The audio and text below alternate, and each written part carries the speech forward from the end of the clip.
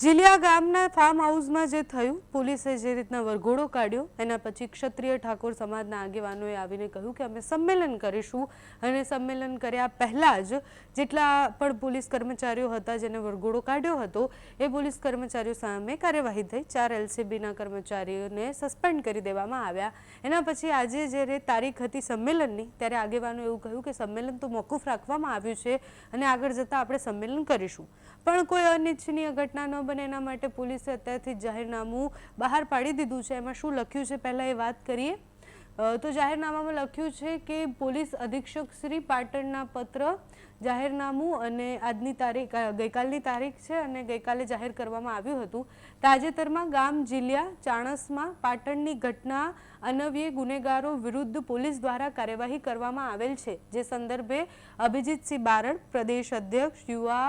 ક્ષત્રિય સેના ગુજરાત વિસનગર દ્વારા સોશિયલ મીડિયા તેમજ પ્રેસ કોન્ફરન્સના માધ્યમથી ક્ષત્રિય ઠાકોર સમાજના આરોપીઓની કરેલ કાર્યવાહીમાં પોલીસ કર્મચારીઓ વિરુદ્ધ તાત્કાલિક પગલાં લેવામાં આવે, નહીં તો 23/3/2026ના રોજ વામૈયા ગામ ખાતે મીટિંગ સભા કરી કલેક્ટરશ્રી તથા પોલીસ અધિક્ષક શ્રી પાટણને આવેદનપત્ર આપવા અંગે તેમજ ઉગ્ર આંદોલન કરી આગામી સ્થાનિક સ્વરાજની ચૂંટણીમાં રાજકીય પક્ષોને ઠાકોર સમાજના ગામોમાં પ્રવેશ નહીં કરવા દઈએ નિર્ણય લેવામાં આવ્યો હતો તેમ જાણવા મળ્યું હતું, જેથી ઉપરોક્ત બાબતે જિલ્લામાં કાયદો અને વ્યવસ્થાની પરિસ્થિતિ જળવાઈ રહે, સુલેહ શાંતિનો ભંગ ન થાય તે સારું જિલ્લાના તમામ શહેર તથા ગ્રામ્ય વિસ્તારોમાં 23/3/2024ના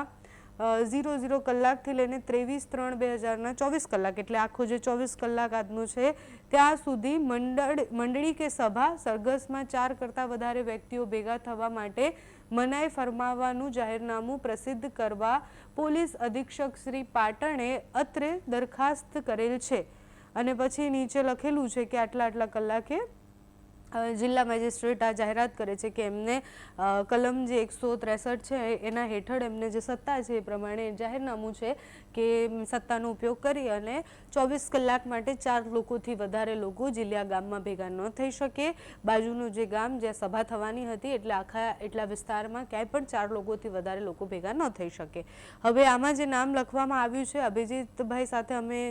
શનિવારે વાત કરી હતી, એના પછી પણ એક વિડીયો અત્યારે આવ્યો હતો કે અત્યારે સભા તો નથી થવાની, બધું રદ છે, પણ કાયદા અને વ્યવસ્થાની સ્થિતિ જળવાઈ રહે એટલા માટે પોલીસ અત્યારે સતર્ક છે। આખા ગામમાં પોલીસ તૈનાત છે અને નજર રાખી રહી છે કે કોઈ પણ લોકો ભેગા ન થાય, કારણ કે આપણે જોયું કે જે રીતના ચૌધરી સમાજનું સંમેલન થયું ને એના પછી ઉન ગામમાં જે ઘટના બની એટલા વિસ્તારમાં આજે પાટણમાં એવી કોઈ ઘટના ન બને એના માટે પહેલેથી જાહેરનામું તૈયાર છે। આગળ જતાં ક્ષત્રિય ઠાકોર સમાજ શું કરે છે જોવાનું રહ્યું। તમારું આખા વિષય પર શું માનવું છે અમને કમેન્ટ્સમાં જણાવજો। અત્યારે આ વિડીયોમાં બસ આટલું। જો તમે અમને યુટ્યુબ પર જોઈ રહ્યા હોય તો સબસ્ક્રાઇબ કરજો, ફેસબુક પર જોઈ રહ્યા હોય તો ફોલો કરજો, અમારા વિડીયોને લાઇક અને શેર કરજો।